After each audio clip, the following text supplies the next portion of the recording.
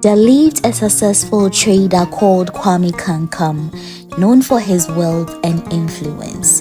Kwame Kankam was respected by many and lived in a large, beautiful home with his lovely wife, Adwoa. Adwoa was known for her kindness and beauty. She was the joy of Kwame's life, the woman who had been by his side since day one, when he had nothing, no money, no fame. But as Kwame Kankam's business grew, so did his pride and sense of superiority. He began to see Adwoa less as a partner and more as a possession. One day, after a profitable trade, Kwame Kankam decided that Adwoa was not contributing enough to their household. Why should I spend money on servants, he thought, when my wife can do all the work? So Kwame Kankam dismissed all their housemaids and cooks without discussing this issue with Adwoa and assigned all the household chores to Adwoa. But you see, their house was really big. Kwame Kankam wanted to live in a very big house, and Adwoa couldn't do all the cleaning by herself. But I mean, what could she do? She had to agree to obey her husband. So Adwoa took on all the tasks by herself, cleaning the large house, cooking meals, taking care of their 2 children. In fact, the work was endless and she had little time to rest or care for herself. She would often rise before dawn to clean, cook, take her children to school, get to the shop by 7 a.m. to help Kwame, and then come back home to cook, clean, and she would always go to bed late at night. Her hands became rough and her eyes were heavy with fatigue. Kwame Kankam had enough money to ease her burden, but ordering Adwoa around made Kwame Kankam feel superior and powerful. So he closed his eyes to all her suffering and would in fact scold Adwoa if things were not perfect. One day, as Adwoa was scrubbing the floor, she collapsed from exhaustion. Her children found her and cried out for help. Kwame Kankam rushed in and saw his wife pale and unconscious on the floor. Kwame quickly took Adwoa to the hospital, called for a doctor, and then the doctor told Kwame Kankam that his wife needed rest and care. When Adwoa awoke, Kwame was furious because he said Adwoa had disgraced him in front of the doctor for intentionally collapsing and making him look like a bad person who is abusing her. When they went back home, Kwame Kankam's treatment of Adwoa worsened. Kwame Kankam spared no opportunity to display contempt for Adwoa. They were married, but they were no more than strangers. One day, Kwame Kankam arrived with a woman named Amma, claiming that Amma was pregnant with his child. Shocked and heartbroken, Adwoa realized the depth of her husband's betrayal as he informed her that Amma would now be living with them. Adwoa thought about leaving the house, but because of her 2 children, she decided to stay. Because Adwoa had no money of her own, since she always combined her finances with Kwame. So Kwame had full control over their money and she did not have access to their finances. Kwame even insisted that Amma, his mistress, was pregnant and weak, so Adwoa had to serve Kwame's pregnant mistress.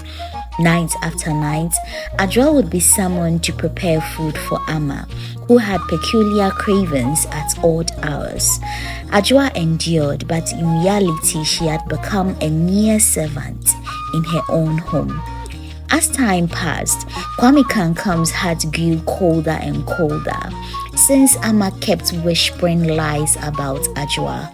So Kwame Kankam treated Adwoa and their 2 children with increasing disdain.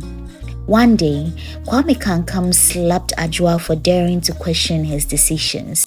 Adwoa silently wept, wondering how her once loving marriage had turned into such a nightmare. As Adwoa continued to endure the torment, Kwame's mistress, Amma, gave birth to a baby girl. But after 3 days, the child became very sick and passed away.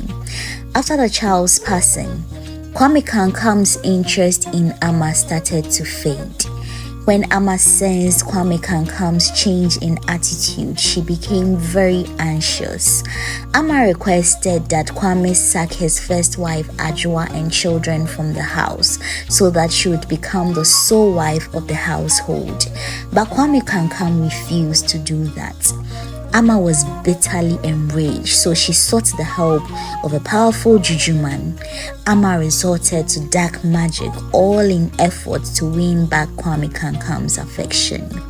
Amma besieged the juju man to cast a spell on Kwame, one that would help him forget his first wife Adwoa and focus only on her. The juju man, drawn by the promises of wealth, agreed to help Amma. Undeterred, Amma provided the juju man with a lock of Kwame's hair and a drop of his blood. They were the necessary ingredients the juju man needed to create a potion.